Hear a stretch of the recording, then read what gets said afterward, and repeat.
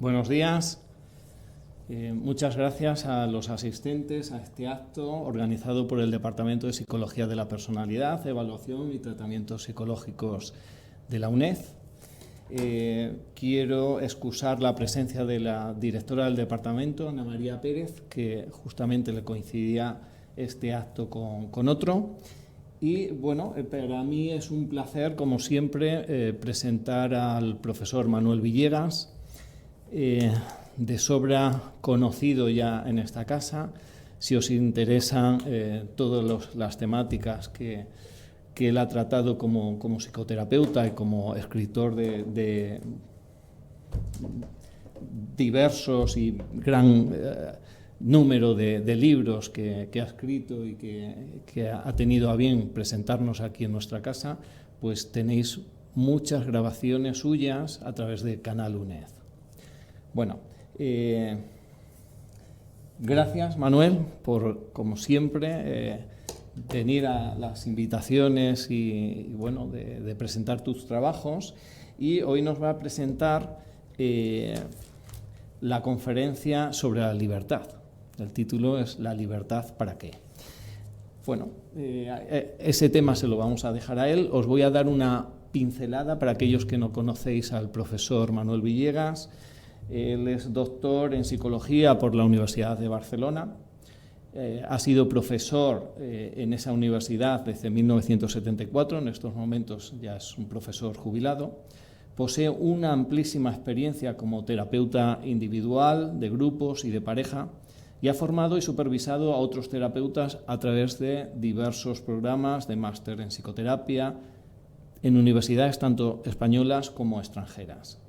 Es miembro de la Asociación Española de Psicoterapias Cognitivas, constructivistas en estos momentos, se cambió el nombre, de la que fue socio fundador y presidente durante más de una década, y ha sido también el director desde 1990 de la revista de psicoterapia hasta 2014.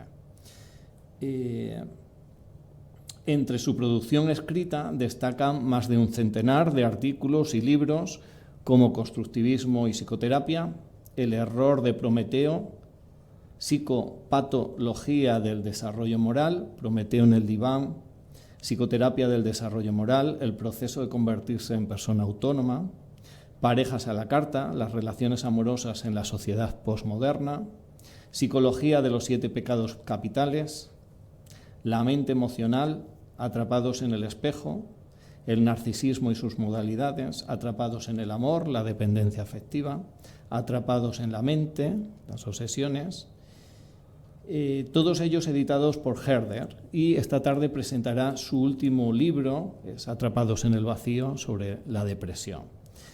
Como os decía, si tenéis interés en el conocimiento de estos temas, muchos de estos libros y sus presentaciones y más conferencias las tenemos en Canal UNED. Y sin más, pues dejo la palabra al profesor Manuel Villegas y otra vez muchísimas gracias, Manuel, por venir aquí a nuestra casa, que es la tuya, claro.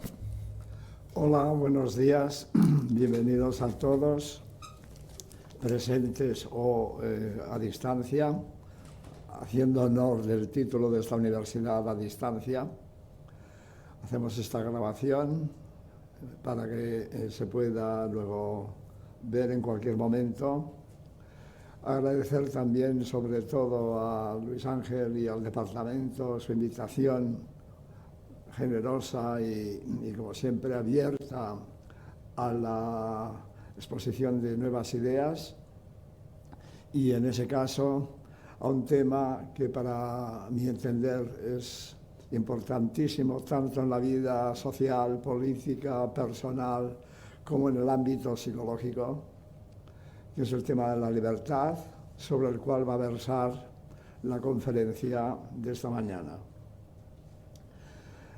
Veréis por la carátula que preside la conferencia, el título de la conferencia es ¿Libertad para qué? Cuando pensé tratar el tema de la libertad, me vino inmediatamente esta frase, que luego comentaremos, dijo Lenin a una pregunta de Fernando de los Ríos como respuesta. Y también me vino a la vez el recuerdo de que en la universidad donde yo estudié, el lema de esta universidad, que es la de Barcelona, es Libertas perfundet omnia luce. La libertad lo inunda todo con su luz.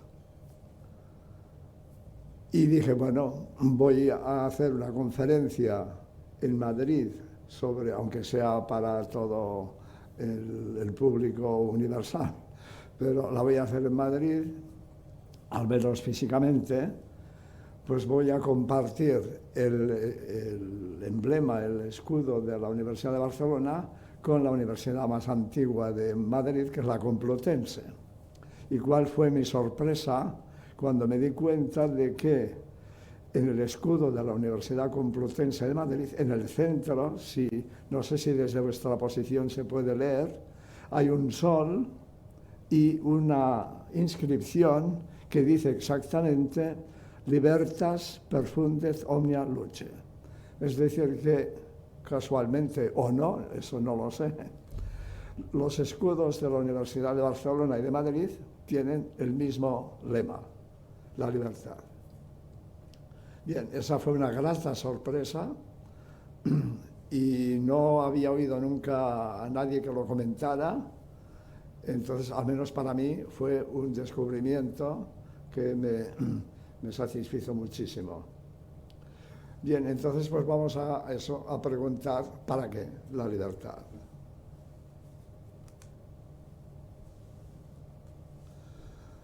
Como he comentado hace un momento, esta es la respuesta que se cuenta dio Lenin a la pregunta del socialista español Fernando de los Ríos a propósito de la libertad de la Unión Soviética. Y eso lo publicó el mismo Fernando de los Ríos en un libro titulado Mi viaje a la Rusia soviética, en 1921.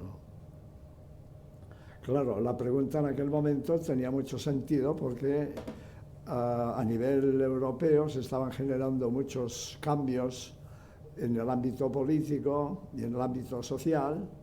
La revolución soviética había representado una auténtica hecatombe ideológica y el socialismo español, por ejemplo, pues se estaba también planteando cómo hacer una sociedad más justa, pero también más libre. Y entonces dijo, ¿y los soviéticos que han hecho la revolución, cómo lo hacen? Y la respuesta de Lenin dijo, ¿para qué? Bueno, pues si nos preguntamos para qué, pues seguramente puede ser para muchas cosas, ¿no? Es decir, esa pregunta admite múltiples respuestas. Si pensamos el ser humano como un ser natural, inteligente, o sea, la especie sapiens sapiens, que no es la inteligencia artificial, sino la inteligencia corporalizada, la inteligencia que, como dice Walter Benjamin, si no tiene sentimiento, no piensa, es inteligente, computa, pero no piensa. Porque pensar es precisamente poder hacer algo con el pensamiento, ¿no? Pensar etimológicamente es interesante, su base etimológica viene de pensum, que es el peso. Pensar es la balanza, por eso la justicia también tiene como emblema la balanza, porque pensar es sopesar, para poder decidir, para poder actuar, para poder ejercitar la voluntad en un contexto libre, en un contexto libre de pensamiento, libre de movimiento, libre para la acción, libre para el intercambio, libre para la expresión, libre para la asociación, libre en las creencias. Es decir, la libertad es aquella condición que permite que todo se pueda, como dice el lema de estas dos universidades que hemos referido, que permita iluminarlo todo con la luz.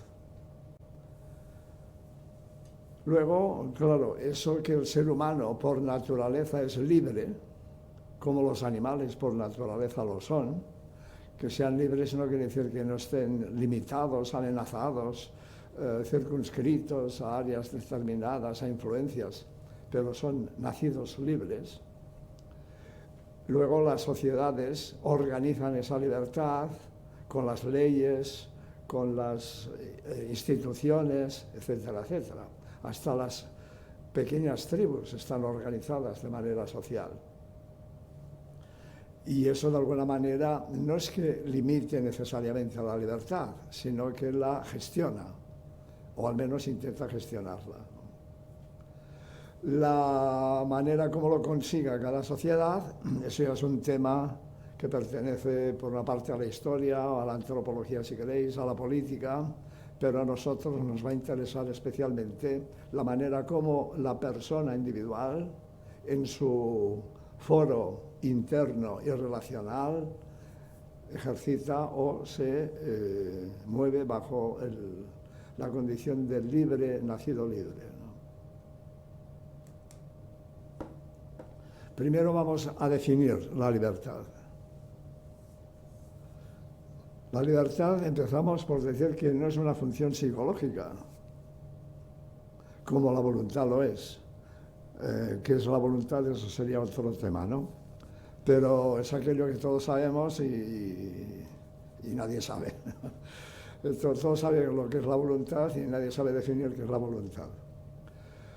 Si fuera una función psicológica la libertad, pues tendría que ser un dispositivo, tendría que haber un dispositivo innato, como por ejemplo en el Language Acquisition Device, Chomsky postulaba un dispositivo innato para las funciones de la gramática lingüística. Algo que viene ya de nacimiento, pero que lo que viene de nacimiento es la predisposición. Es decir, los dispositivos para poder luego captar una gramática de una lengua determinada y llegar a desarrollar individualmente, cada individuo, llegar a desarrollar el lenguaje. Como decía aquel verso, ¿no? Admiróse un portugués que ya desde su tierna infancia todos los hijos de Francia supieran hablar francés. Igual francés que portugués, que chino, que suajili. Depende del sitio donde naces, qué lengua se habla, y esta lengua tú la vas reconstruyendo en tu mente y vas consiguiendo una competencia lingüística, sea la lengua que sea. Todas las lenguas tienen unas estructuras universales que están potencialmente ya en nuestro cerebro. Lo que luego cambia es la idiosincrasia de cada idioma. Por eso se llama idioma, porque idios, de donde viene idioma, idiomatos, significa lo propio de aquel lugar, de aquel grupo humano, de aquella tribu, etc. Por tanto, la libertad no es una función, o sea, no predispone a nada, sino que es una condición de posibilidad, que solo puede entenderse como la ausencia de determinismo, tanto interno como externo. O sea, uno es libre en la medida en que no está determinado. Si está determinado, no es libre. Por tanto, eso es una condición que puede variar, ¿no? Si cambiamos de planeta, seguramente cambiarán nuestras condiciones de libertad. A lo mejor tenemos que ir con escafandra todo el rato. Y para eso no es muy divertido, digo yo, ¿no? O sea, para hacerse un paseíto por la Luna o Marte, Venus parece que es imposible, no hay manera de estar allí, pero por la Luna ya hemos visto que alguien iba dando saltitos, ¿no? Pero luego corriendo otra vez para la nave y vuelta a casa. O sea, las condiciones en la Luna son escasísimas.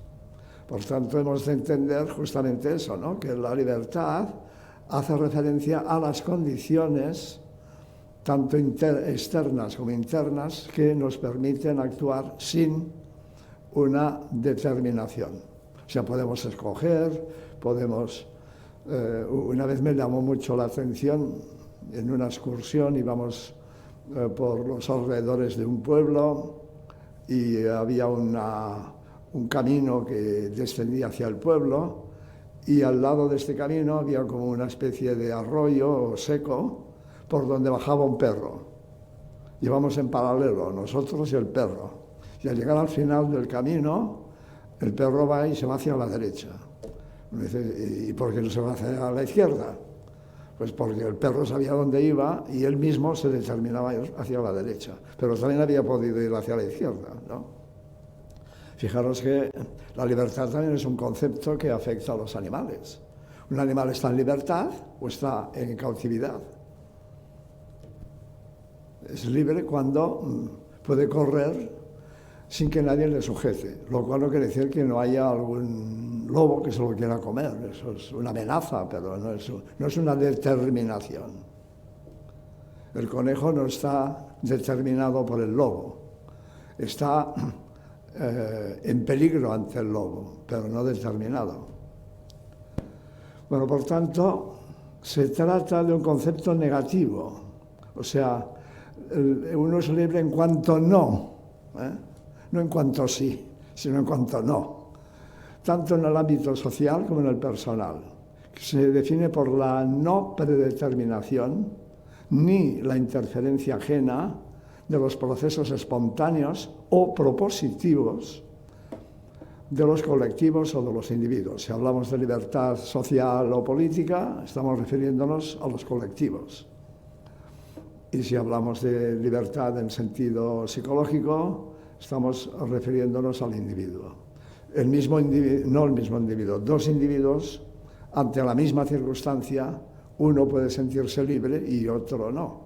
Por tanto, aquí hay una especie de predeterminación, a lo mejor generada por los miedos, por las inseguridades, por lo que sea, que hace que una persona se sienta sin libertad para, por ejemplo, expresar, para decir.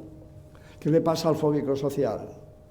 Pues simplemente que no se siente libre para expresar lo que piensa. ¿Por qué? Pues porque tiene miedo en ese caso, el miedo a la crítica, el miedo o tiene miedo a la vergüenza. En ese caso, el miedo a la vergüenza o la crítica es la que le está impidiendo actuar de manera libre. Por lo tanto, lo está predeterminando. Hasta el punto de que, según el grado de la fobia, esa persona evitará ya con anticipo cualquier situación donde piensa que pudiera hallarse en peligro de tener que inhibirse en público. En el contexto de esta presentación hablamos solamente de la libertad individual en su dimensión psicológica. Omitimos, como no puede ser de otra manera, ¿no?, el debate sobre su dimensión pública, tanto en el ámbito jurídico como político.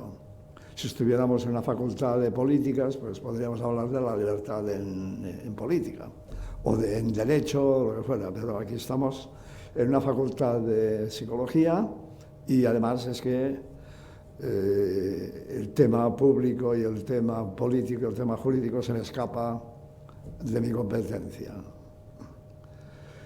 Desde el punto de vista individual, una persona puede ser libre, estar libre, sentirse libre. Ser libre, ¿qué significa? Que no está sujeto a nadie.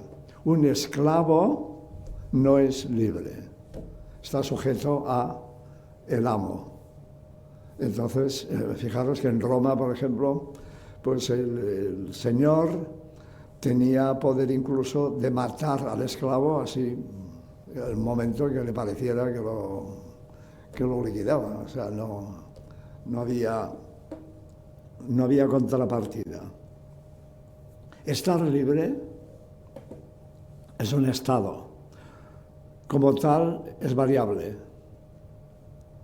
Dice, ¿estás libre esta tarde para ir a mirar, pues, una exposición.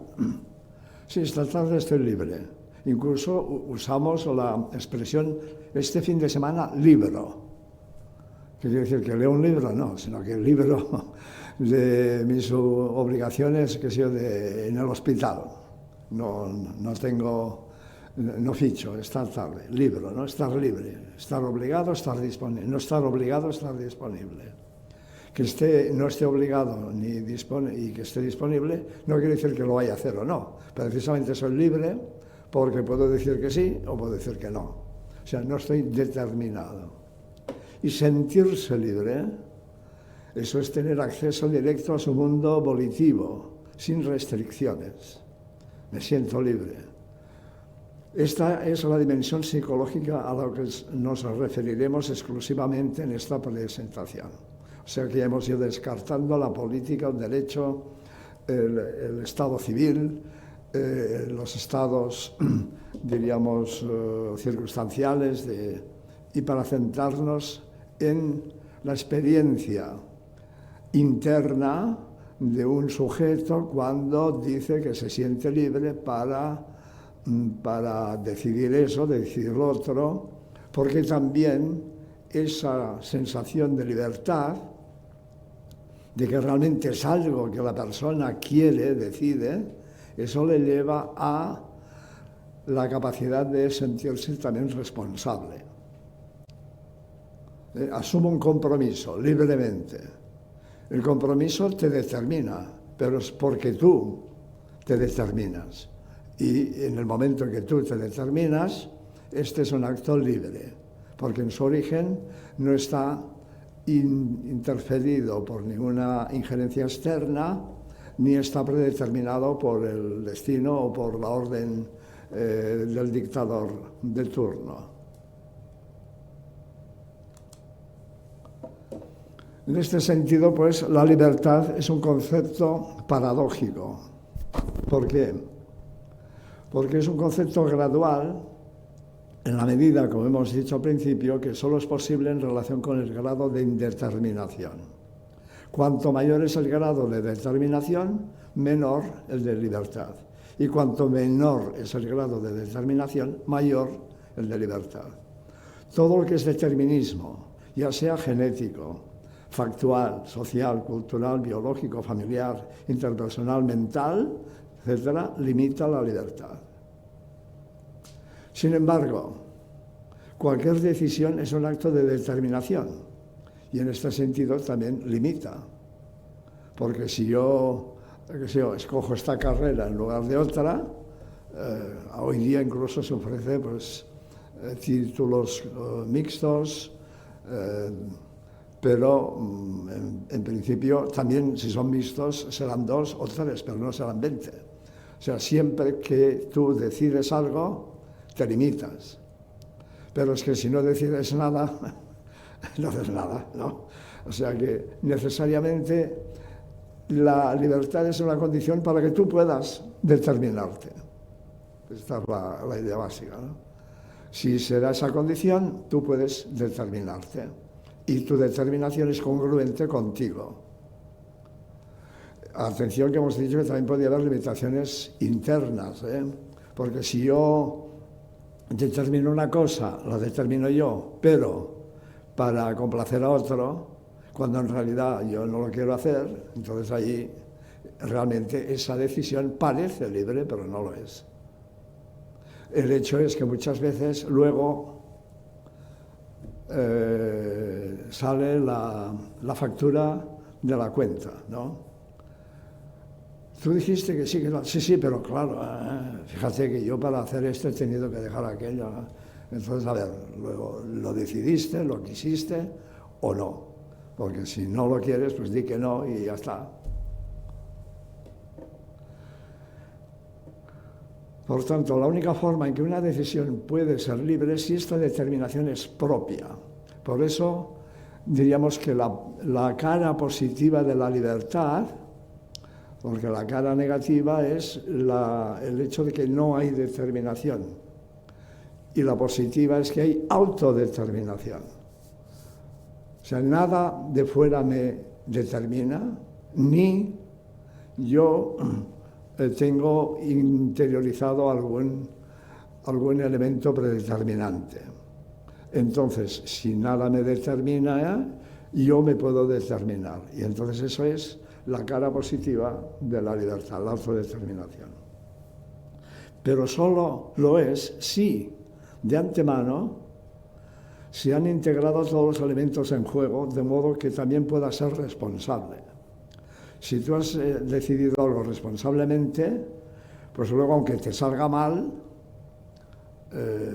has sido congruente contigo.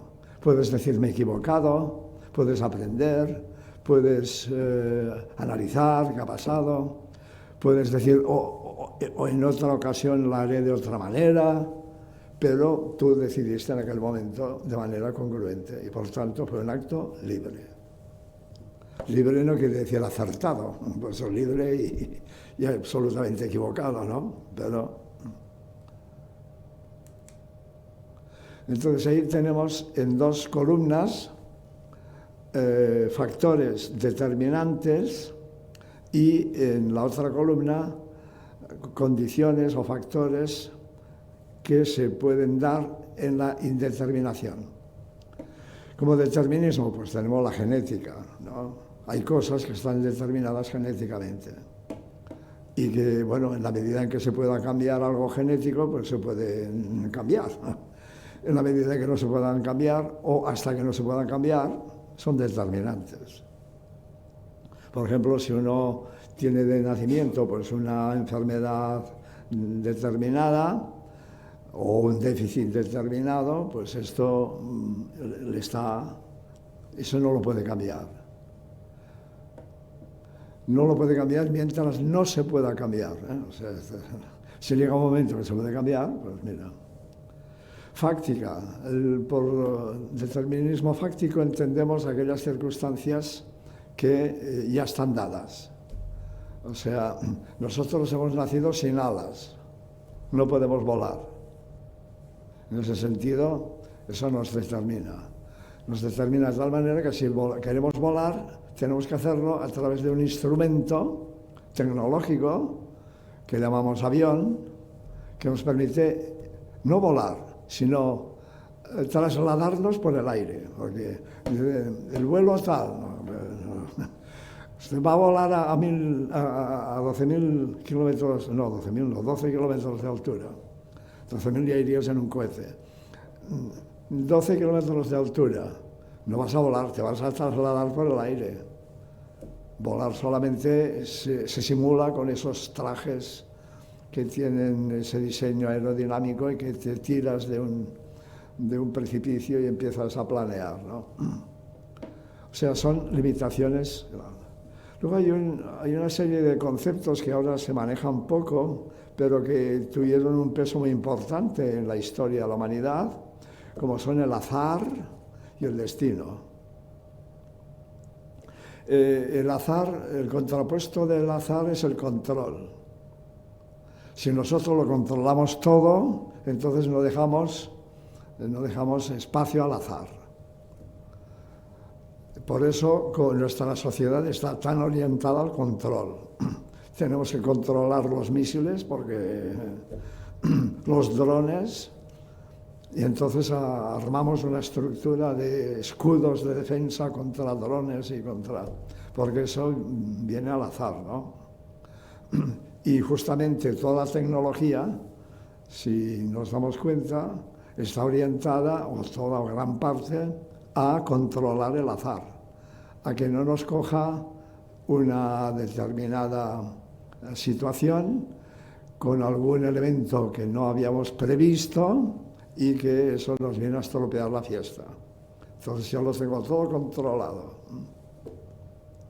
Yo al hacer esta presentación lo tengo controlado porque primero la he hecho, ya la tengo hecha, o sea que ahora es ir tirando, ¿no? Y segundo, me he traído 2 USB por si fallaba uno.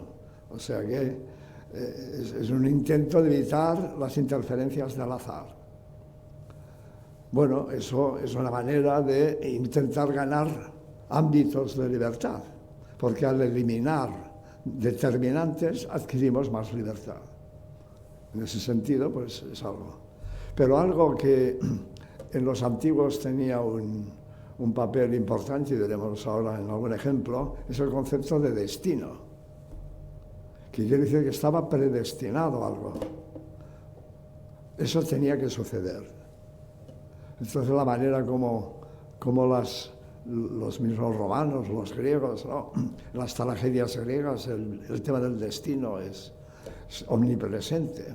Eso tenía, el oráculo había dicho que pasaría así, porque el oráculo es un adivino. ¿Qué significa adivino? Ad divino, que está próximo a lo divino. Como está en contacto con lo divino, y los dioses ya saben lo que sucederá, porque está la diosa Necesidad, ¿no?, allí tejiendo el destino de los seres humanos, pues esos saben ya lo que pasará y se lo dicen al oráculo. Y el oráculo, de manera siempre misteriosa, lo transmite. Luego está la coacción, es decir, la fuerza a través de la violencia, a través del poder, a través de lo que sea, o a través del chantaje emocional, en fin, la coacción que nos obliga o nos hace sentir forzados a actuar de una manera determinada. Eso es algo que en las relaciones interpersonales y sociales, pues con frecuencia se produce. Luego otro concepto determinista, evidentemente la coacción también depende de hasta qué punto podemos sustraernos a la coacción o no. Hay momentos en que no podemos evitar la coacción y que esto nos obliga, ¿no? La coerción se parece a la coacción, pero se distingue porque en la coacción hay un ejercicio directo de fuerza para que eso se realice de ese modo, y en cambio, por ejemplo, se explica que en Polonia, cuando llegaba un huésped a una casa, por las leyes de la hospitalidad, si llegaba en un carruaje, bien, pues se le recibía en la casa y se le desmontaban las ruedas del carruaje para que no se pudiera ir, ¿no? O sea, había una coacción. Era un símbolo de decir, no, tú eres bienvenido tal y cual. Lo que no impedía que sucediera, como dice el proverbio italiano, l'ospite come il pesce, dopo 3 giorni puzza, que significa que el huésped es como el pescado, que al cabo de 3 días ya huele mal. O sea que después, al tercer día, debían correr a ponerle las ruedas y que se fuera, ¿no? Pero en fin, o sea, la coacción implica una fuerza directa. La coerción es más indirecta. Es por sentimiento de obligación o de responsabilidad o de vergüenza o de correspondencia. Yo te he hecho esto, ¿no? Tú ahora no me vas a hacer lo otro. Bueno, vale, ¿no? Pero ese vale libre no es. Es obligado, obligado de una manera no coactiva, pero sí coercitiva. Y la compulsión ya es una especie de coerción interna, ¿no? Tu estado ansioso o tu estado, diríamos, de impulso incontenible, te lleva a hacer algo que tú a lo mejor crees que no deberías hacer, o que no está bien, o que te perjudica, ¿no? O el fumar, por ejemplo, puede ser un reflejo compulsivo, y tantas otras cosas. Todo eso te quita libertad, porque no puedes decir, no, pues ahora no lo hago. Fijaros que las providencias que más han influido en que la gente deje de fumar es prohibirlo. Prohibido en los restaurantes, prohibido en los cines, prohibido, el otro día, no sé cuál era, pero en una película que era antigua, salía la gente en el avión fumando, ¿no? Sí, era sobre Paul Getty, ese personaje que fue muy rico, que un hijo suyo fue secuestrado por la mafia, etc., ¿no? Bueno, pues salían en un viaje en el avión, estaban fumando. Y había incluso ya lugar para poner las cenizas del cigarro. Madre mía, ahí en el aire se pega fuego y eso. O sea que realmente a veces la coerción externa, es decir, la prohibición, es la única manera de cambiar unos hábitos para la mayoría de habitantes. Otros lo harán por convicción. No, realmente me siento mal, lo dejo. Pero otros, si no se les impone una regla, no lo van a hacer. En el lado de la indeterminación tenemos la espontaneidad. Ahora hablaremos de cada uno de estos sistemas de libertad: la espontaneidad, la capacidad de elección, de decisión, la rebelión contra algo que nos oprime, la liberación, la autodeterminación, la responsabilidad. Tenemos esas dos columnas conceptuales contrapuestas. Tipos de libertad.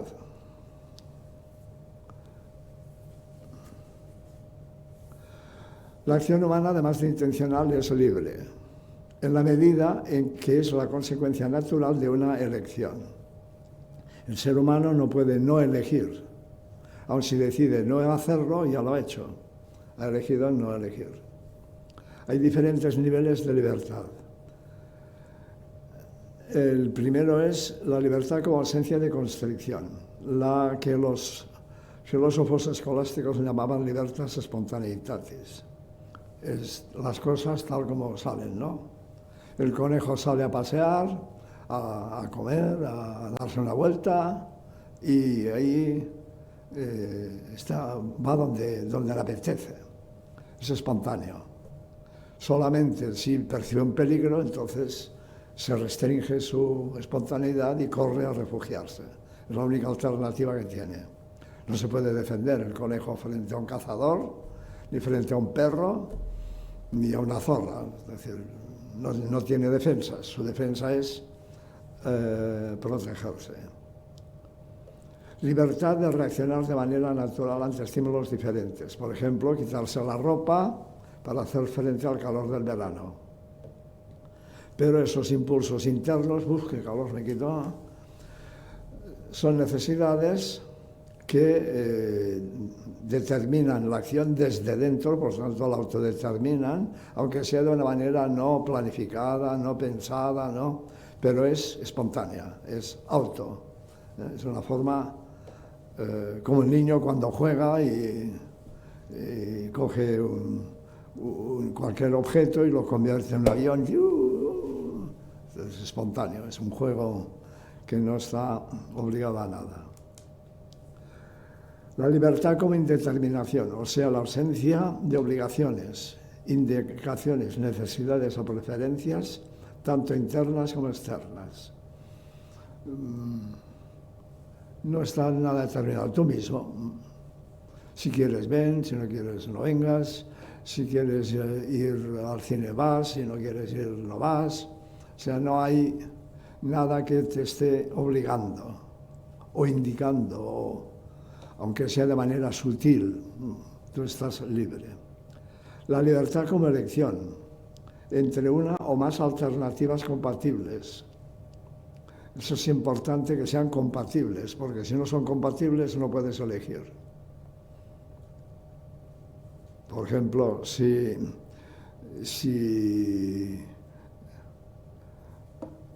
una persona escoge ir al Perú de vacaciones, eso mismo, en esa fecha, uno dice, no, es que yo ya te dicen, ¿tú quieres venir conmigo a Camboya? Y dices, lástima, pero es que ya tengo pagadas las vacaciones, o sea, ya no puedo hacer compatible las dos cosas. Si fuera en otro momento, ¿no? Cuando decimos si fuera en otro momento, ¿qué estamos diciendo? Lo hacemos compatible. en ese momento no es compatible, en otro lo puede ser. Por ejemplo, es compatible cuando vas a comprar unos zapatos, pues el color, la textura del zapato, si es de piel, si es de plástico, si es el diseño del zapato, hay muchas cosas que son. Por eso te viene allí la persona, a ver, pruebe estos, ¿no? ¿Por qué? Porque tú estás pensando en una elección entre varias posibilidades que son compatibles. Incluso a veces acabamos llevándonos 2 pares de zapatos. Porque resulta que al probarlos, y aquí está la táctica comercial, ¿no? Al probarlos nos han dicho, esto está muy bien, pero son muy serios, esto para situaciones así, pero como informales o para ir de paseo tal, estos le irían muy bien, y al final me llevo los 2, ¿no? Libertad de decisión. Claro, la decisión es, diríamos, el punto previo a la autodeterminación. No, 2 pares de zapatos ahora no los necesito. Con unos tengo bastantes. Y como los quiero para ir de paseo, pues me quedo estos, ¿no? O sea, ya me decido, excluyo las otras elecciones. La decisión necesariamente excluye. Luego veremos un caso donde eso es dramático, ¿eh? Pero no me adelanto, no hago spoiler. Finalmente, la libertad termina en la autodeterminación, donde ya todo está dirigido a un solo foco. Es esto y no es nada más. ¿Por qué? Pues porque incluso muchas veces lo que yo voy a hacer, si voy a hacer una carrera, por ejemplo, pues eso requiere un proceso de elección, decisión y autodeterminación, lo cual además implica a largo plazo poner en juego toda una serie de procesos de ejecución para conseguir el objeto deseado, ¿no? Y en ese sentido, es como si yo creara mi destino. El destino, cuando sale un tren o un avión, dice, con destino a Milán. O sea, este avión va a Milán, no va a Praga. O sea, si uno dice, oiga, yo esperaba que eso fuera Praga, no, esto es Milán. El avión ya pone allí, destino Milán. Entonces no hay error posible. Naturalmente, la libertad se encuentra con muchos límites y eso produce o puede producir malestar, problemas a nivel psicológico. En principio, por ejemplo, para Henry A., todas las neurosis son conflictos de la libertad. Esta es una tesis que yo en todos mis libros básicamente defiendo, ¿no? Que lo que llamamos neurosis, o sea, los malestares psicológicos, son conflictos. Son conflictos porque la persona, ¿por qué entra en conflicto? Porque no está libre en esa situación, sea por determinantes internos o externos. Considerada la libertad en la complejidad de todos los grados descritos, desde la espontaneidad hasta la autodeterminación, es un atributo exclusivo de la especie humana, lo que le ha permitido su evolución tanto cultural como tecnológica, traspasando en muchos casos los límites impuestos por la naturaleza. Por eso mismo antes hemos comentado que la tecnología estaba al servicio de controlar el azar, o sea, de liberar los problemas derivados de las limitaciones fácticas. Sin embargo, continúan persistiendo muchos de estos límites naturales, a los que hay que añadir los generados por la propia interacción humana, tanto colectiva como interpersonal, dando lugar a conflictos que se hallan en la base de los trastornos psicológicos entendidos, como decía ahora, como conflictos de la libertad. Vamos a hablar de esos límites en cada uno de los grados de libertad, de la espontaneidad. Y hemos dicho que la espontaneidad se caracteriza por la expresión y realización inmediata de las necesidades o impulsos. Los inhibidores de la espontaneidad pueden ser internos o externos. Entre los externos podemos señalar las leyes, normas o costumbres sociales, origen de la formación de los criterios de regulación moral, así como cualquier tipo de coerción o coacción por parte de cualquier poder. Y entre los internos podemos señalar las compulsiones y las constricciones o represiones autoimpuestas.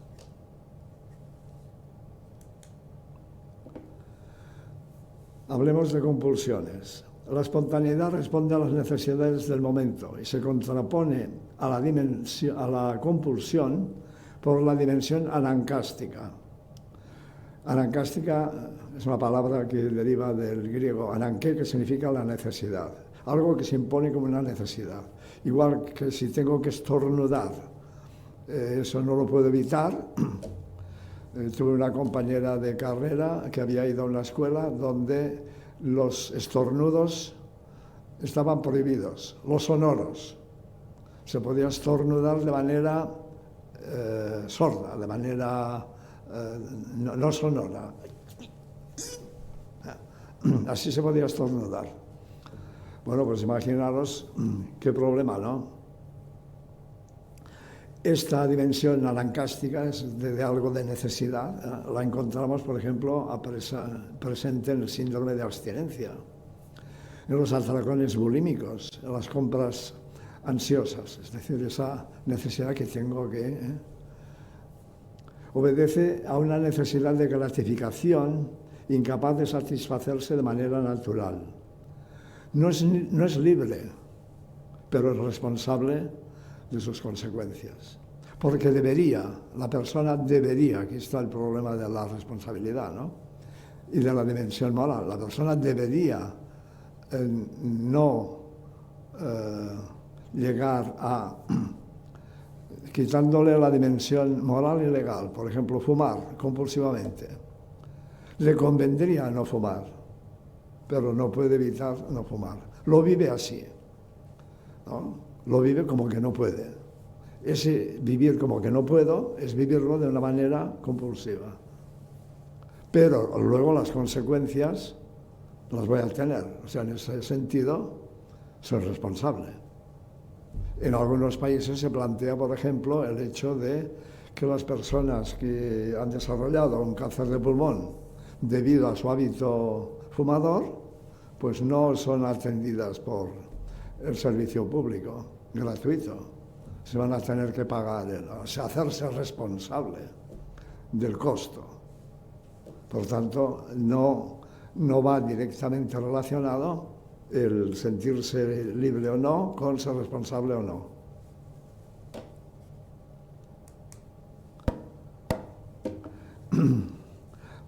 Ahí, por ejemplo, os pongo un caso de un sujeto que viene a terapia.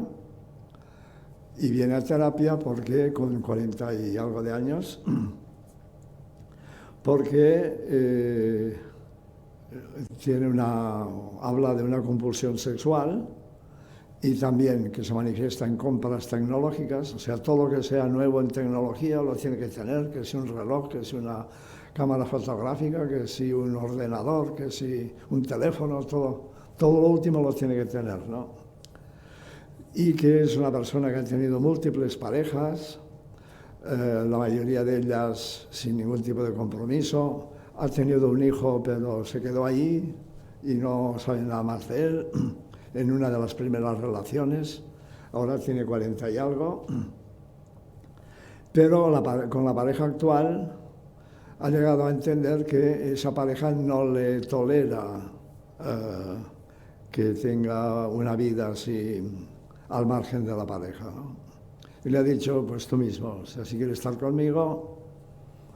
Entonces él ha empezado a tomar conciencia, pero todavía tiene de escondidas, tiene sus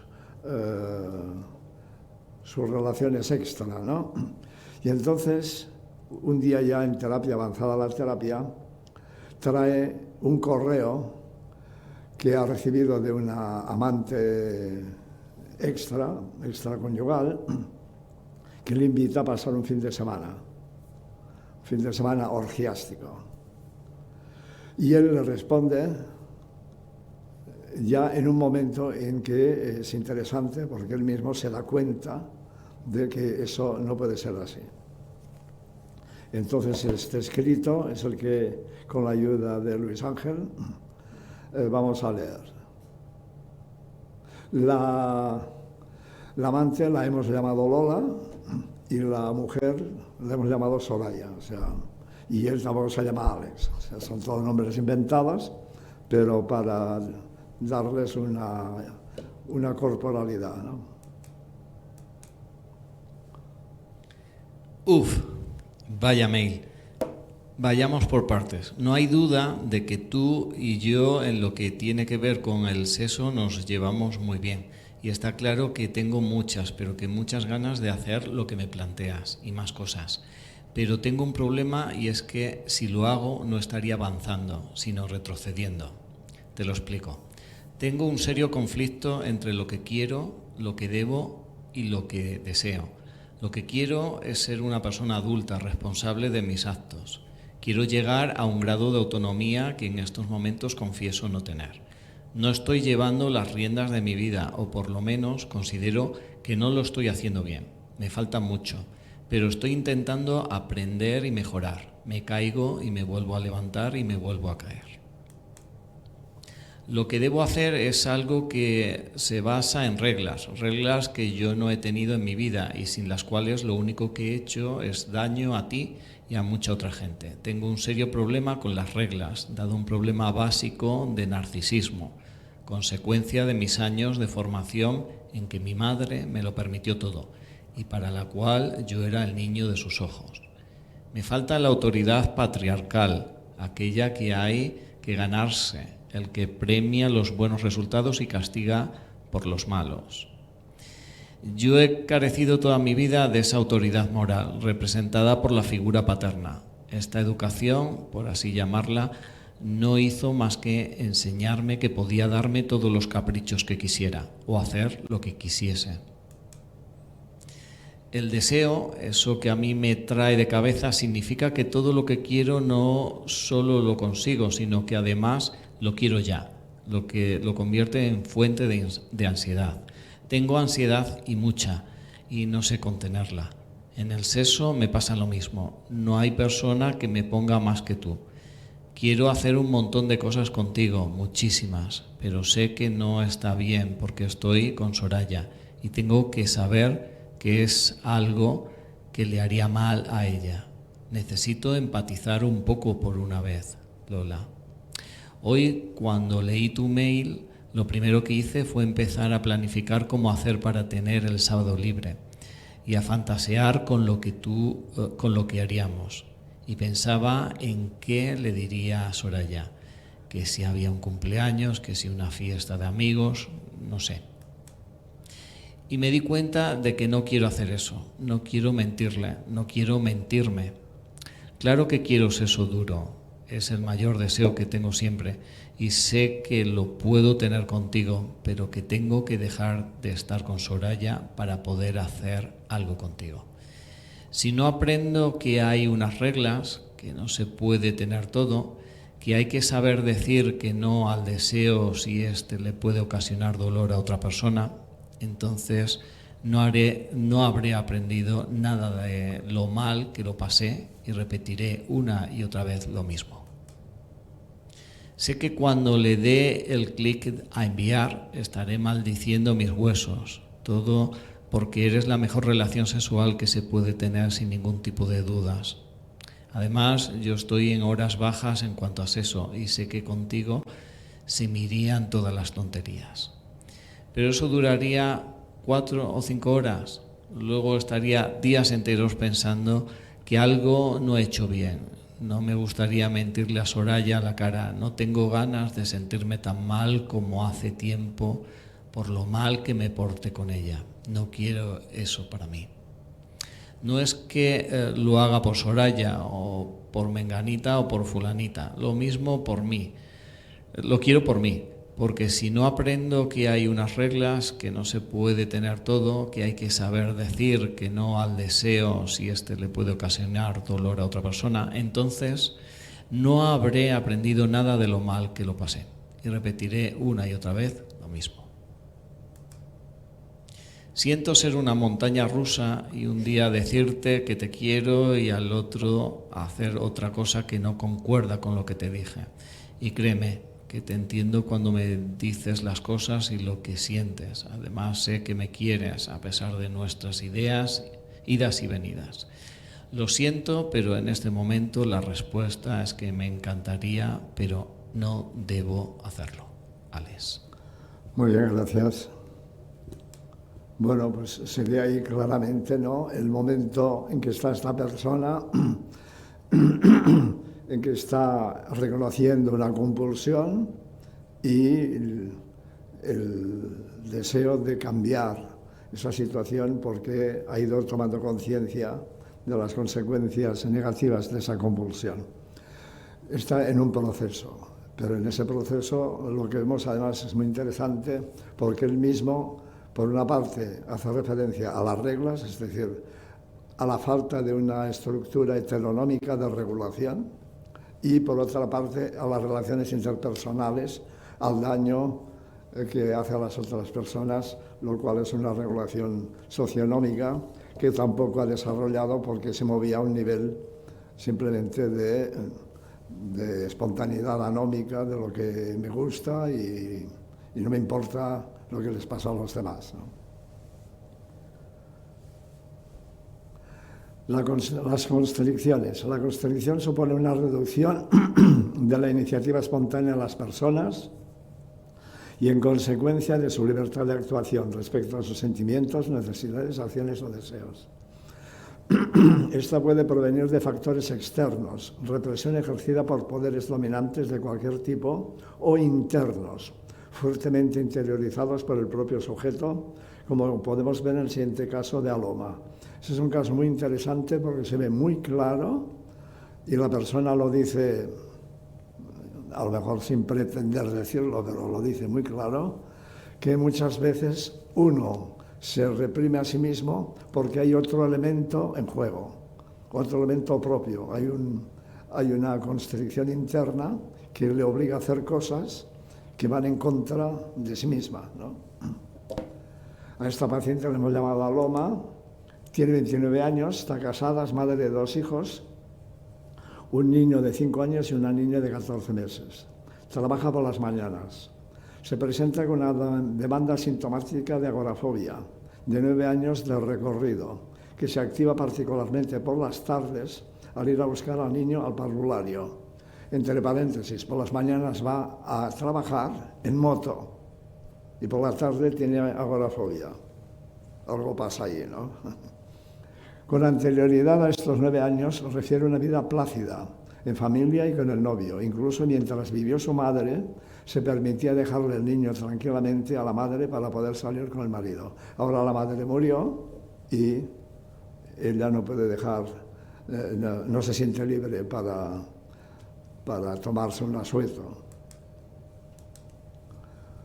Entonces ella, por ejemplo, explica lo que le sucede, que nos va a leer Luis Ángel.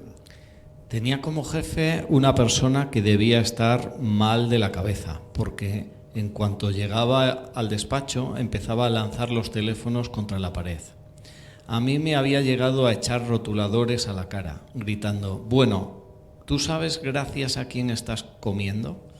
Y otras cosas como estas durante 4 años, ¿no? Y 4 años así, día tras día, a mí me afectó muchísimo. Además, en mi trabajo, en el trato con los clientes, tenía que mentir muchas veces y aguantar sus quejas continuas por el mal servicio que presentaba la empresa. Yo soy una persona que no me gusta mentir y allí tenía que mentir cada día. Lo que pasa es que, claro, yo necesitaba el dinero y no tenía más remedio que aguantar, porque en aquella época empezábamos a arreglar un piso en vistas a la boda y, claro, Todo esto supone unos gastos y lo que yo no podía hacer es dejar el trabajo, porque entonces, ¿cómo continuamos? Quiero decir, yo sabía que necesitaba el dinero y que en aquellos momentos el jefe era la persona que me daba el dinero y que yo tenía que continuar allá. Pues ahí tenemos, por una parte, la constricción de que tengo que ganar dinero, pero por otra parte, un trabajo donde yo me siento totalmente anulada, ¿no? Encima, cuando me quedé embarazada, me trató de todo, de puta. Llegaba a casa cada día llorando, desesperada, y mi marido me decía: ¿cómo estás embarazada? Vas al médico y pides la baja diciendo que te encuentras mal y no vayas más a trabajar. Y aquí el terapeuta le pregunta: ¿y qué suponía para ti en este momento coger la baja? Como decía tu marido, por ejemplo. ¿Qué decía esto de ti si lo hacías? Muy mala imagen. Es que yo soy una persona que lo doy todo y entonces supongo que coger una baja por el hecho de encontrarme mal para mí era algo que no estaba bien hecho. Yo no... Ya tenemos dos elementos constrictivos: el dinero, la necesidad del dinero, y la imagen de persona cumplidora. Y así durante 4 años en el trabajo, hasta que, como ya tenía que tener el hijo, la despidieron y tal. Estos son atrapamientos de la libertad en su diversidad fenomenológica, pero el núcleo del conflicto es siempre el mismo, aunque cambien los escenarios y manifestaciones por los que atraviesa durante estos 9 años.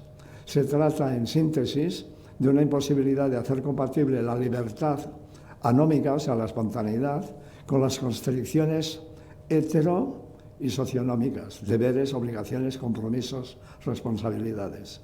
A través de su discurso aparece sistemática y reiteradamente el planteamiento de esta hipótesis. Entonces siempre acaba ganando la obligación.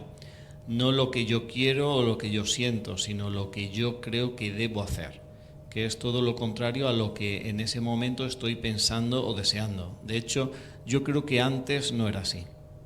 Vemos ahí claramente la contraposición entre la obligación y lo que yo quiero. Eso es una constricción interna.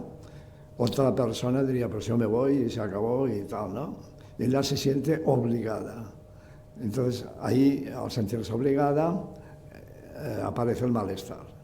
Este malestar se traduce pues, en sintomatología fóbica.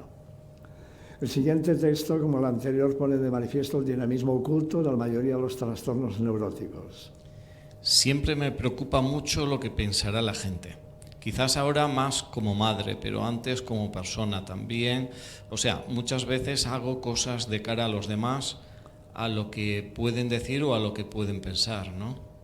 El dinero, la imagen, lo que pueden pensar los demás, la obligación. ¿Veis? Todo eso son elementos autoconstrictivos que producen un malestar psicológico. De hecho, es algo que no tendría que importarme, pero yo reconozco que me preocupa mucho lo que la gente pueda pensar. Entonces es cuando actúo, no como yo quiero o yo pienso, sino como una obligación para que no piensen que soy una persona indolente o negligente. Yo me comportaba en gran parte no en base a lo que yo pensara, sino a lo que pensasen o pudieran pensar los demás. Porque claro, iba aceptando toda una serie de cosas que interiormente no las aceptaba y exteriormente las aceptaba. Respecto a otro elemento que aparece con los hijos, fijaros que el problema agorafóbico le coge por la tarde al ir a buscar al niño a la guardería. ¿Y eso por qué? Porque ella se siente sobrepasada por sus tareas, el trabajo, la casa, los hijos, tal y cual, pero no se atreve a pedir ayuda. Luego veremos por qué no se atreve. Dice: lo que yo no hago es pedirla. Lo que yo no hago es pedirla. Si me la ofrecen, la acepto. Pero el problema para mí es pedirla, porque si mi marido me pregunta si necesito ayuda, yo siempre digo que no, aunque por dentro estoy deseando decir que sí.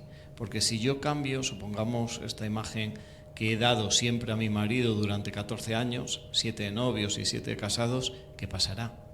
¿Qué pasará si de repente empiezo a cambiar y a pedirle que me ayude en las tareas domésticas? A lo mejor me da miedo, porque si esta persona está contigo es porque le gustas como eres. Y no sé hasta qué punto estos cambios podrían afectar a la relación de pareja o a cualquier otra relación.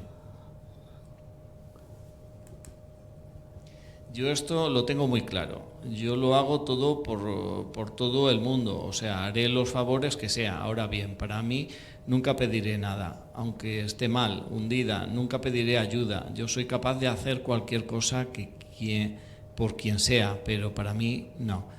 Me cuesta mucho pedir un favor. ¿Pero por qué? ¿Qué significa para ti pedir un favor?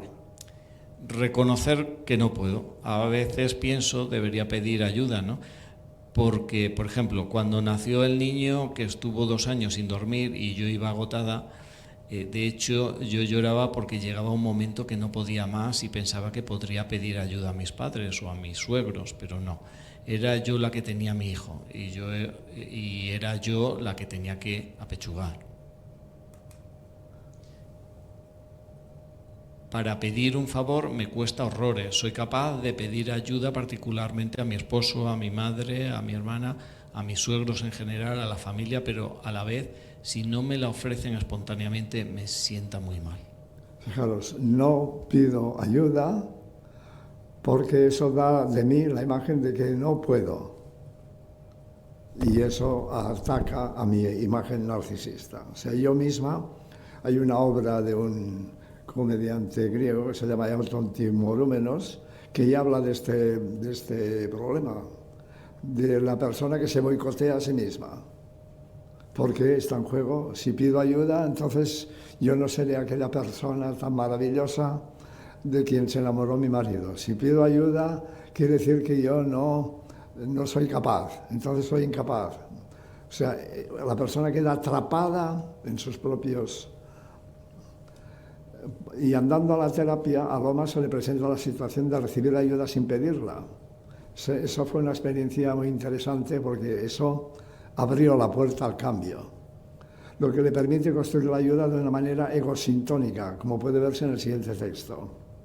Este texto ya es cuando se ha producido en concreto los suegros, porque su madre había muerto, los suegros se ofrecieron, sin que ellos pidieran nada, dijeron, nosotros nos vamos el verano, nos vamos al campo. Si queréis, nos llevamos a los niños.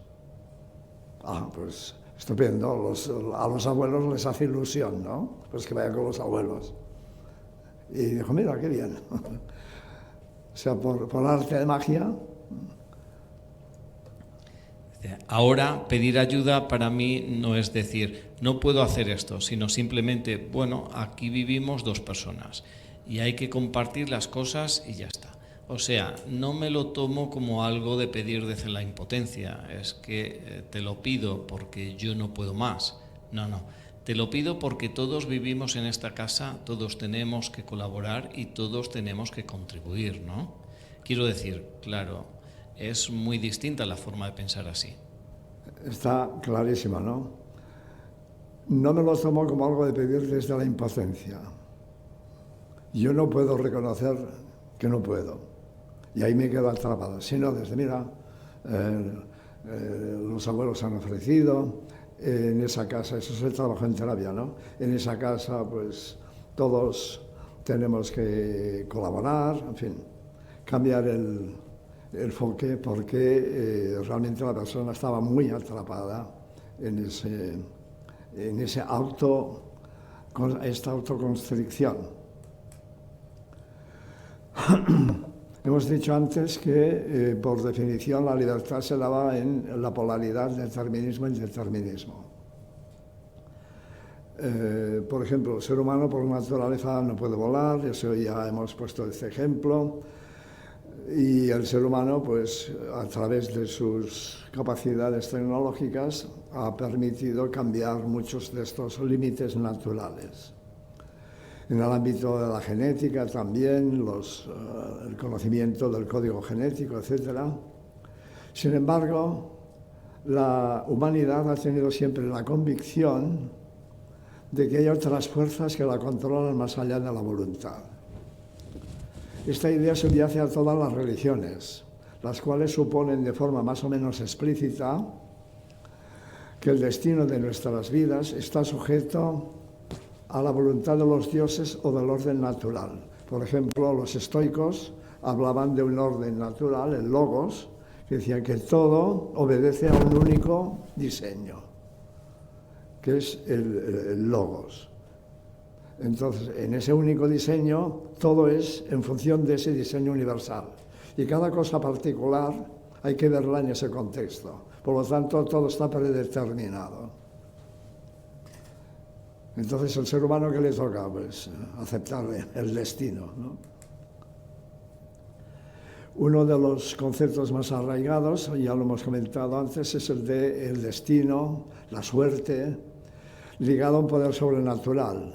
De manera que esos poderes, la fortuna o la necesidad, eran divinidades. La tragedia griega representa siempre el encuentro del hombre con su destino, un destino que en la mentalidad antigua era imposible eludir. Este destino es generalmente impuesto por los dioses y los humanos poco pueden hacer para huir de él. Precisamente a Edipo lo que le pasa es que acaba cumpliendo el oráculo precisamente en el intento de escapar del oráculo, ¿no? Al nacer Edipo, este es el argumento de Edipo Rey, la tragedia de Sófocles, el oráculo de Delfos auguró a su padre Layo, el padre de Edipo, que su propio hijo le daría muerte y desposaría a su mujer. La historia es conocida. Para evitar el cumplimiento del oráculo, Layo hizo abandonar a Edipo en un bosque. Pero el niño fue adoptado por los reyes de Corinto y cuando se enteró de que el oráculo había dicho esto de él pensó que sus padres eran los reyes de Corinto. Entonces dice, me voy de Corinto y se va a Tebas. Y en Tebas es donde estaban su padre y su madre. Accidentalmente, en un conflicto que se encontraron los carruajes de Edipo y de su padre, Layo, hubo una discusión y mató al padre, pero que no sabía que era su padre ni que era rey de Tebas. Y cuando llegó a Tebas, descifró el enigma de la Esfinge y entonces a quien descifrara el enigma de la Esfinge le coronarían rey y le coronaron rey a él. Y como la reina era su madre, se casó con ella y como se casó con ella, tuvo a sus hijos. O sea que se cumplió prácticamente el último año, pero esta historia de Edipo, que casi todo el mundo conoce hasta aquí, que es también el tema que recoge Freud sobre el complejo de Edipo, tiene una segunda parte, como el Quijote tiene su segunda parte, que es Edipo en Colono, en el cual, cuando Edipo se da cuenta del horror que le causa esta situación, se arranca los ojos, queda ciego y abandona el trono y lo deja en herencia a sus hijos. Pero sus hijas le acompañan en ese exilio a Colono hasta que él muere, en un bosque cercano a Atenas. Fruto de este destierro voluntario es la integración que hace Edipo de su destino. Entra en depresión y tiene que ser cuidado por sus hijas. Y en ese estado, meditando y reflexionando sobre lo que ha pasado, acaba reconociendo su pasado, asumiendo su existencia, liberando su culpa, pero aceptando su responsabilidad, con ese texto que Sófocles pone en boca de Edipo. Es cierto que llegué a las manos con mi padre y lo maté, pero no sabía lo que estaba haciendo y a quién. No se puede reprochar por un acto involuntario. Y si me casé con mi madre fue también sin saberlo. Y después de haberme engendrado me dio 4 hijos, pero la esposé en contra de mi voluntad. No puedo ser considerado culpable. He matado, pero soy puro delante de la ley, porque no sabía nada. Claro, el destino no se sabe hasta que no ha pasado, ¿no? Durante este viaje a Colono comienza a transformarse la conciencia del sentimiento de culpa en responsabilidad. Hace una elaboración por la que reconoce que no es culpable de lo que hizo porque introduce la conciencia individual frente al destino, dado que ha hecho las cosas sin saber. Es responsable de lo que hizo, pero no culpable. A veces el destino no está en manos de los dioses, sino que está en manos de los tiranos. Y, por ejemplo, eso es lo que le pasa a Sabina Spielrein. En ese caso, la tiranía está repartida en varias manos. Es un caso realmente que dices, bueno, ¿podía pasar algo más? Porque ya... Sabina Spielrein es un personaje que a lo mejor ahora no os viene quién es, pero si os pongo en contexto, lo sabréis enseguida. Fue una paciente de Carl Gustav Jung y fue su amante. Que Carl Gustav Jung ya estaba casado. Tenía muchas amantes y una de ellas fue Sabina Spielrein. Pero a partir de esta relación, Jung se lo comentó a Freud y Freud le dijo que eso era la transferencia y tal y cual, ¿no? Y de ahí salió la cosa y le ordenó que la echara fuera. Entonces Jung, que todavía estaba como discípulo de Freud, pues la echó fuera. Hay varias películas sobre este caso, ¿eh? Y hay un libro del cual derivan esas películas, que es Te doy mi alma. Y entonces es un caso que yo he tratado en un libro donde entrevisto a imaginarios pacientes que están ya en el otro mundo, pero vienen a hacer una entrevista en tiempo de la COVID, hacen una entrevista telemática, ¿no? Entonces en esta entrevista, comentando lo que le ha pasado a Sabina en su vida, yo creo que ese texto reconoce lo que le pasó, ¿no? Dice, 3 destinos se cruzaron en tu camino: ser mujer, judía y psicoanalista. Y los 3 hicieron posible tu reto de cumplir un noble y gran proyecto en la vida. No estabas hecha para lo cotidiano. Fue una lucha vida o muerte. Por ser mujer, fuiste marginada del círculo psicoanalítico. Entre paréntesis, un escrito de ella que presentó en el círculo psicoanalítico habla sobre el instinto de destrucción, de donde Freud retomó el concepto del instinto de muerte, Eros y Thanatos. Fue a partir de Sabina Spielrein. Hay una pequeña mención de Freud, dice, hay por ahí una psicoanalista joven que dice no sé qué, ¿no? Pero luego se lo apropia y es... Bueno, pues eso. Por ser mujer fuiste marginada del círculo psicoanalítico. Por ser psicoanalista fuiste purgada por el comunismo stalinista, porque ella era rusa, era de la parte oriental de Rusia, y cuando estuvo en Suiza, estuvo en Suiza porque estuvo internada en el psiquiátrico donde estaba Carl Gustav Jung, y por eso fue su amante. Cuando dejó Suiza, que también conoció a Piaget y tal, se volvió a Rusia y en Rusia fundó una escuela porque precisamente ella partía de la idea de que la infancia era muy importante para dar un sentido de valor al ser humano, ¿no? Incluso se dice si Stalin le mandó un hijo que tenía por ahí suelto y que era un poco retrasado y se lo mandó a esta escuela. Pero en un momento determinado de la furia stalinista, también la escuela fue, eliminada. Y por ser judía, finalmente, fue asesinada por los nazis. O sea que no le podía pasar nada más ya, ¿no?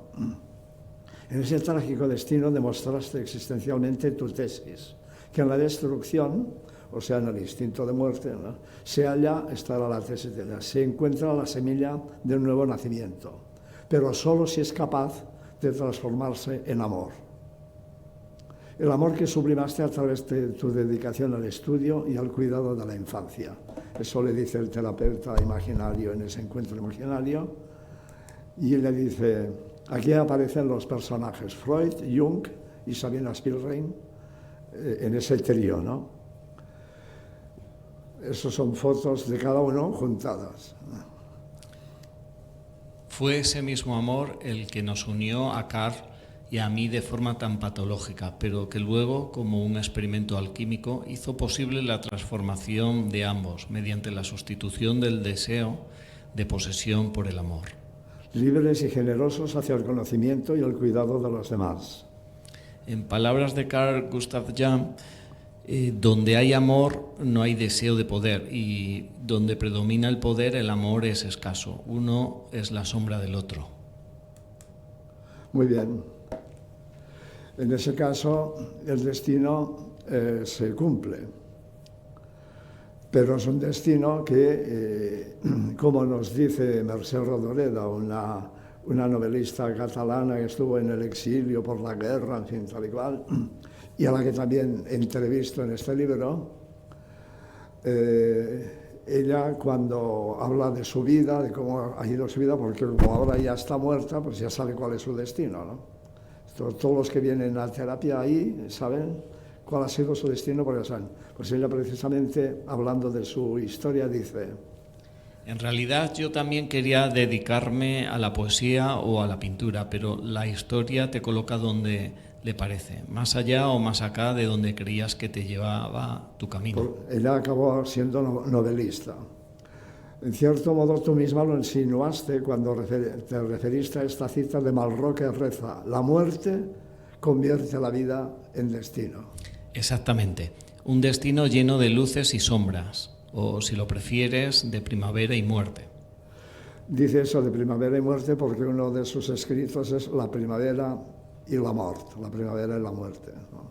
O sea, claro, se puede leer a posteriori y decir: ah, mira, como han llegado aquí, este era su destino. Como hemos llegado a Milán, pues el destino era Milán, no era Praga. Rollo May indica 5 caminos para relacionarse con el destino. La cooperación, dice: con la cooperación el destino aumenta la libertad. La aceptación, con la aceptación la libertad se adapta al destino. El empeño, con el empeño se fortalece la voluntad. El desafío, con el desafío el destino puede incluso variar. Con la rebelión, que finalmente aumenta el dolor, el sufrimiento. La libertad se enfrenta con el destino, pero puede potenciarse ante él. Toca a cada uno escoger su posicionamiento ante la vida, decidir sobre sus opciones de vida y modalidades de existencia, elegir entre el destino y la libertad. Luego, ¿qué le pasa a la elección? La mayoría de acciones de nuestra vida son el resultado de una elección. Muchas de ellas son banales, como la elección de unos zapatos. En otras ocasiones la elección es mucho más elaborada, como la compra de un coche o de una casa, donde entran en juego muchos factores a tener en cuenta. La economía, el servicio, el lugar, hay muchos factores, ¿no?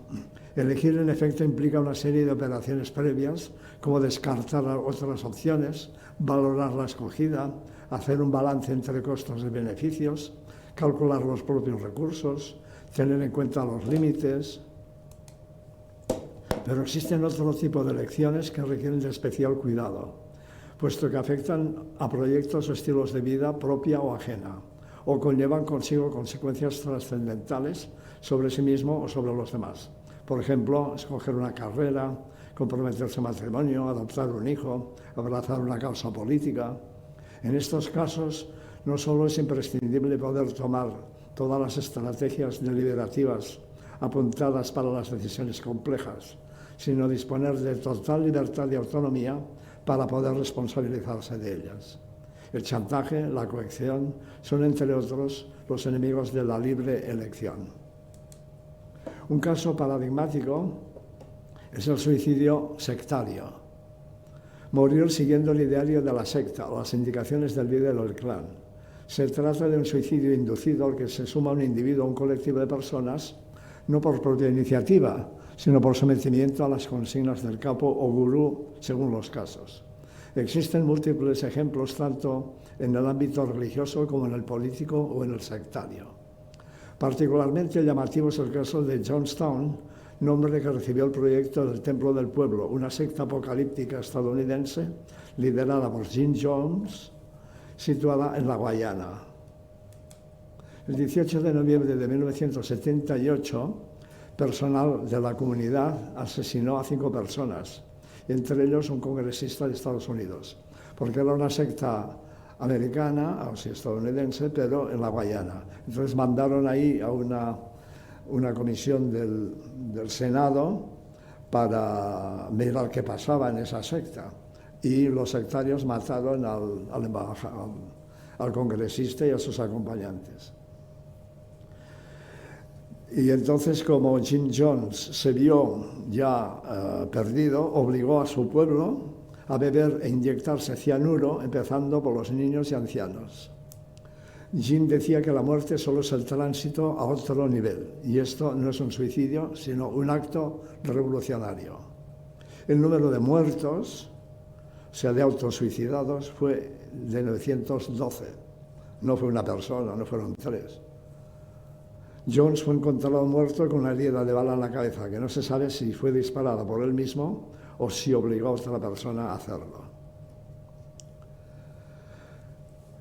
Y aquí presentamos otro caso que es paradójico, una elección obligada. O sea, ¿cómo puedes elegir bajo obligación, ¿no? La película de Alan Pakula, La decisión de Sophie, no sé si lo habéis visto, aunque basada en una novela anterior inspirada en hechos reales, plantea el oxímoron de una elección obligada, cuando los nazis conminan a la protagonista a escoger llevarse con ella al campo de concentración solo a uno de sus 2 hijos, el niño o la niña. Delegar esta elección en la madre forma parte del sistema del terror instaurado por el autoritarismo nazi. Finalmente elige al niño porque es más pequeño e indefenso.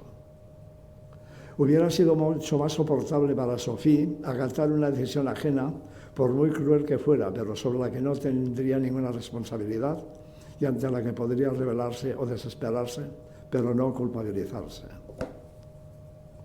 Porque ella sobrevivió, pero la niña no. El guión de la escena, aquí tenéis un reclamo de la película, es el siguiente. Llegan a la estación del campo de concentración y una voz dice: todos los judíos a la izquierda.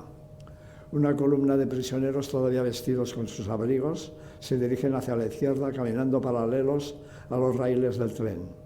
Cuando están formados, un oficial se acerca a Sophie y mantienen ese diálogo que transcurre entre miradas y silencios. Eres muy guapa. Me gustaría meterte en la cama contigo. ¿Eres polaca? Di, ¿eres una de estas sucias comunistas? Soy polaca. Nací en Cracovia. No soy judía. Tampoco lo son mis hijos. No son judíos. Son racialmente puros. Soy cristiana, una católica devota. ¿No eres comunista? ¿Eres creyente? Sí, señor. Creo en Cristo. ¿Crees en Cristo, el Redentor? Sí. Nos dijo: dejad que los niños se acerquen a mí. Puedes conservar uno de tus hijos. Disculpe. Puedes conservar a uno de tus hijos. El otro debe irse. ¿Quiere decir que tengo que elegir? Sí, eres polaca, no judía. Esto te da el privilegio de elegir. No puedo elegir. No puedo elegir. Cállate. Ay, sí. No puedo elegir. Elige uno, o irán los 2 allí. Elige uno. No me haga elegir. No puedo elegir. No puedo elegir. Elige o enviaré a los 2. No. Cállate, basta. Te he dicho que te calles. He dicho que elijas. No me haga elegir. No puedo. Enviaré a los 2 allí. No puedo elegir. Llevaos a los 2 niños, moveos. Llévense a mi hija, llévense a mi hija, llévense a mi niña. Es una elección, pero obligada. Yo no sé cómo es el tiempo. Así. Sí. O sea, ¿podemos terminar a las 2 o tenemos que terminar ya? Habíamos dicho 1:30, pero tenemos ahí un huequito un poquito más. Bueno, en cualquier momento quien tenga que tomar una decisión, dice, es la hora y cerramos, ¿eh? O sea que yo tiro para adelante. Por ejemplo, en la tragedia griega también tenemos el caso de Antígona, que es hija de Edipo y que se encuentra ante la situación de que Edipo ha dejado el trono a sus dos hijos, pero con la condición de que se alternen un año cada uno en el trono. Y cuando uno de ellos, Eteocles, termina el año y le toca pasar a Polinices, su hermano, el trono, no quiere. Y entonces ahí se produce una lucha y en esta lucha mueren los dos. ¿Y entonces quién hereda el trono? Pues un tío de estos chicos, un hermano de la madre, Creonte, que ordena que al que era hasta ahora el rey se le concedan honores fúnebres y en cambio al hermano se le deje insepulto, allí fuera de los muros de la ciudad. Pero Antígona, que es hermana, no consiente que su hermano quede insepulto y ella decide enterrarlo. Y entonces Creonte, que es el tirano que ha suplido a Eteocles, ordena que a ella la ejecuten por no haber cumplido sus órdenes.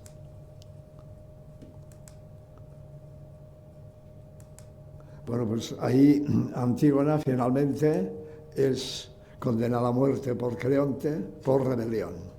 Y ella decide afirmar su voluntad a través de un acto de libertad, porque para ella su decisión es el resultado de su manera de entender la fidelidad al hermano y el cumplimiento de las leyes divinas. O sea que su elección no es la muerte, sino el honor del hermano y de la propia dignidad. Muere, acepta morir por dignidad. Luego tenemos la decisión. Aquí también hay un caso, evidentemente la casuística es infinita, pero como hay que escoger casos paradigmáticos, el caso que la decisión se da ante una situación que exige tomar una de dos o más alternativas, pero que, por ejemplo, si yo voy a comprar un coche, no me voy a llevar dos coches, generalmente, ¿no? Pues si escojo uno, eso va a ser a base de todo un proceso de tal. Con frecuencia esta operación resulta conflictiva, porque o bien se consideran los costes que conlleva la elección de una alternativa frente a las demás, o bien genera dilemas o dudas irresolubles por el individuo por la carga moral de responsabilidad que conllevan consigo, como el caso de Viktor Frankl, que consideramos a continuación. Viktor Frankl, todo el mundo conoce quién es Viktor Frankl, el fundador de la logoterapia. Cuando era joven, hacía poco había terminado su carrera, a finales de 1941 había empezado ya la anexión de Austria a Alemania por parte de Hitler, era de familia judía, vivía en Viena, entonces, claro, también era judío, no se sabía todavía lo que pasaría, pero los presagios eran malos. Entonces él obtuvo a través de la embajada suiza un pasaporte, un visado para ir a Estados Unidos. Pero este visado era estrictamente personal, no podía llevar consigo la familia. Entonces eso le ponía delante de una decisión, ¿voy o no voy? ¿Qué pasa si voy? Pues que dejo a mi familia. ¿Qué pasa si no voy? Pues que seguramente lo vamos a palmar todos, ¿no? Yo también. Entonces él, palabras suyas, entre comillas, dice, era libre para marcharme, desarrollar y defender mi teoría. Sin embargo, no me decidí a usar el pasaporte, pues sabía que al poco tiempo de marcharme, mis ancianos padres serían deportados a cualquier campo de concentración. La duda me corroía, yo no sabía qué hacer.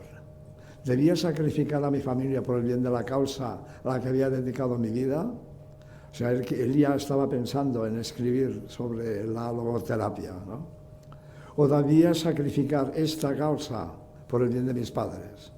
Si yo me iba a Estados Unidos, podía continuar con mi carrera y con mi logoterapia. Si no, me encontraba pues en esa situación de tener que abandonarlo, ¿no? Cuando uno está, continúa él, son palabras suyas, confrontado con esta clase de preguntas, uno ansía una respuesta del cielo. Ahí sí que querría saber el oráculo, a ver qué dice, ¿no? Salí a dar un paseo, medité un rato en la catedral y me fui a casa de mis padres. Allí, sobre el aparato de radio, vi un pedazo de mármol. La piedra la había recuperado mi padre de la sinagoga derruida de Viena. Y dijo, ¿y ese trozo de mármol qué es? Su padre dijo, pues, es de un capitel de la sinagoga de Viena que había sido destrozada por los nazis, ¿no? Y en la piedra estaba grabada en dorado una letra hebrea que aparece solamente en uno de los mandamientos de Moisés, el cuarto, que dice, honra a tu padre y a tu madre para que tus días se prolonguen sobre la tierra. Aquí está, en la foto está el mandamiento, ¿no? Y así fue que me quedé sobre la tierra, junto a mis padres, y dejé que caducara el visado. Sus padres y demás familiares murieron en los campos de concentración. Él sobrevivió. En honor a ellos y como expiación de su sentimiento de culpa como superviviente, la culpa del superviviente, escribió el siguiente poema. Pensáis tanto sobre mi conciencia vosotros, mis muertos. Os siento a mi lado como una obligación silenciosa de quedarme en la tierra por vosotros. De este modo se me permite pagar por todo lo que os debe el exterminio, hasta que pueda descubrir en cada rayo de sol vuestra mirada que lucha por expresarse, hasta que me dé cuenta de que en cada árbol que florece hay un muerto que me saluda, hasta que sienta cómo ofrecéis a cada pájaro vuestra voz para su canto. ¿Quieres saludarme o tal vez decirme que me perdonáis por continuar vivo? Como resultado de esta experiencia escribió su libro Ein Psychologe erlebt das Konzentrationslager, un psicólogo en un campo de concentración, que por indicación de su editor americano, que dijo eso no es comercial, le hizo cambiar el título por El hombre en busca de sentido, que es en el que se conoce en la mayoría de países este libro, que ha sido reeditado centenares de veces y traducido a centenares de idiomas. Bien, ahí veis cómo ante una decisión imposible de tomar de manera autónoma, lo dejó en manos del destino y, claro, la piedra podía no haberla encontrado, no haberla leído, no. O sea, ¿qué habría pasado? No se sabe. La decisión fue tomada, diríamos, con un criterio mágico, un criterio del azar, un criterio del destino, si es que existe, ¿no? Y en última instancia, dice en el libro de logoterapia Viktor Frankl, vivir significa asumir la responsabilidad de encontrar la respuesta correcta a los problemas que la vida plantea y cumplir las tareas que ella asigna continuamente a cada uno de nosotros. Bueno, yo creo que sí que debemos terminar. Entonces, eso es imprescindible, no se puede. Sí, porque ese caso, diríamos, es la contraparte de Viktor Frankl. Viktor Frankl no pudo decidir, pero ahí tenemos el caso de La Sociedad de la Nieve. No sé si os suena, hay una película, hay más de una película, pero la última, La Sociedad de la Nieve, que se vieron obligados a decidir, ¿no? Pero se vieron obligados, eso es muy interesante, cuando entendieron que solo si asumían la responsabilidad de la situación podían salir del... Bueno, el hecho es que el famoso vuelo, aquí hay dos escenas, una es histórica, el equipo de rugby que iba a Chile desde el Uruguay en ese avión militar, y aquí está todas las personas que volaban en ese avión, que luego se estrelló, y vamos a explicar lo que pasó. Y aquí está la misma escena, pero de la película.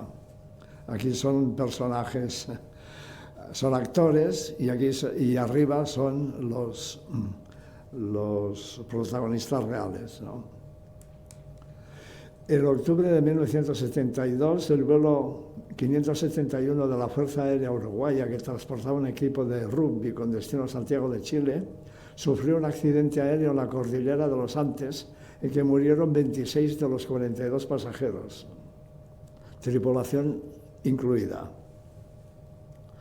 Y esta es una foto tomada de cómo estaba el avión, que le dio con la cola, la cola se separó del avión, y luego con el morro, y el avión quedó así. Durante los 72 días que los 16 supervivientes del accidente estuvieron aislados del resto del mundo, tuvieron que plantearse decisiones durísimas, como la de practicar la antropofagia o canibalismo, alimentándose de los cuerpos de los 26 compañeros muertos en el accidente, que suscitaban todo tipo de sentimientos de culpabilidad. No solo ellos habían sobrevivido a la mala suerte del accidente y sus consecuencias posteriores, sino que tuvieron que sobrevivir a costa de los que murieron en él. Y algunos murieron en el choque, otros murieron malheridos después, y otros finalmente murieron porque encima vino una luz de nieve que sepultó a unos cuantos.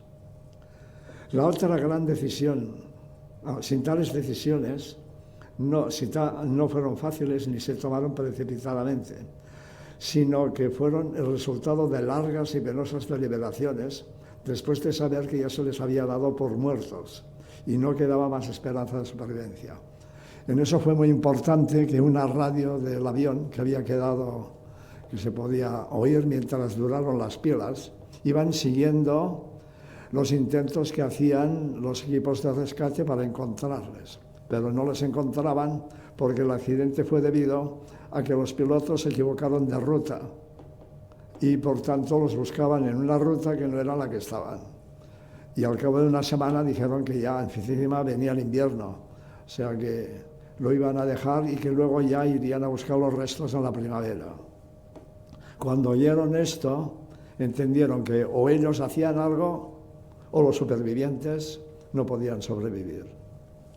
Y esa es la otra gran decisión que tuvieron que afrontar los pocos supervivientes del desastre aéreo, fue la de organizar su propio rescate.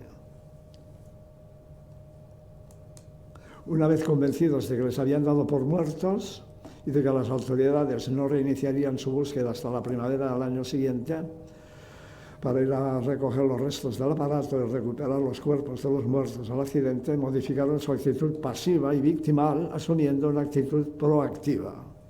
Con la vista puesta en conseguir llegar a algún lugar habitado para establecer contacto con los medios de rescate, organizaron una expedición formada por 2 miembros del grupo, los más bien preparados y predispuestos, que después de varios ensayos lograron atravesar la cordillera en un recorrido que duró 10 días y establecer contacto con los equipos de rescate. O sea, ahí se ve cómo se va transformando la posición pasiva, victimal, en una posición activa, y esta foto es de los que quedaron al lado del avión cuando llegaron los equipos de rescate, que están saludando a los helicópteros. Bien, pues eso es la autodeterminación. La autodeterminación es la capacidad de concretar esa libertad y comprometerla en una decisión. Porque la libertad solo existe en la medida en que se ejercita. y en este sentido constituye una condición esencial para cualquier acción humana, para que cualquier acción humana pueda ser considerada moral. A su vez, es la dimensión que aporta a la acción humana su valor y dignidad frente a las concepciones deterministas que la vacían de su dimensión trascendental, sean estas de origen material, natural, social o sobrenatural. Eso es el proceso de convertirse en persona autónoma, que es el objetivo de la terapia, y ahí, para ir poniendo punto final, es interesante esta imagen que colocó una paciente en su Facebook con esa frase: de ningún laberinto propio se sale con llave ajena. Y luego la misma paciente describió el proceso terapéutico diciendo: consiste en pasar de la necesidad de apoyarse en otro a la capacidad de apoyarse en uno mismo. Terminamos con una cita de Carl Jaspers, que dice: la tarea de la psicoterapia es descubrir y reconocer el significado del trastorno del paciente para reconducirlo después a un espacio de mayor libertad. Y a este propósito viene a cuento recordar los versos del poema Invictus, escrito por Henley en 1875, que Nelson Mandela tuvo como libro de cabecera durante sus largos años de prisión. Desde la noche que sobre mí se cierne, negra como su insondable abismo, agradezco a los dioses, si existen, por mi alma invicta. Caído a las guerras de la circunstancia, nadie me vio llorar ni pestañear. Bajo los golpes del destino, mi cabeza ensangrentada sigue erguida. Más allá de este lugar de lágrimas e ira, yacen los horrores de la sombra, pero la amenaza de los años me encuentra y me encontrará sin miedo. No importa cuán estrecho sea el camino, cuán cargada de castigo la sentencia. Soy el capitán de mi alma, el dueño de mi destino.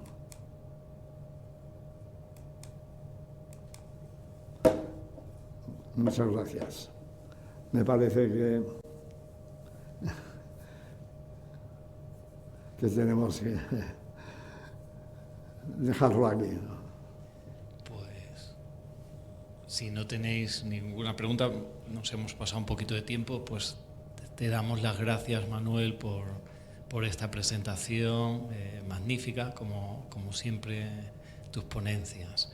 Y esperamos bueno, esta tarde recordaros que vamos a tener otro acto. ¿A qué hora es? A las 4 de la tarde. Muy bien, pues entonces como es a las 4 nos vemos limitados, ¿no?, en cuanto a la libertad del tiempo.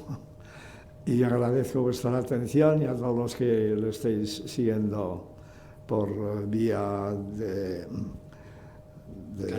telemática. Pues muchas gracias por vuestra atención y hasta luego. Muchísimas gracias.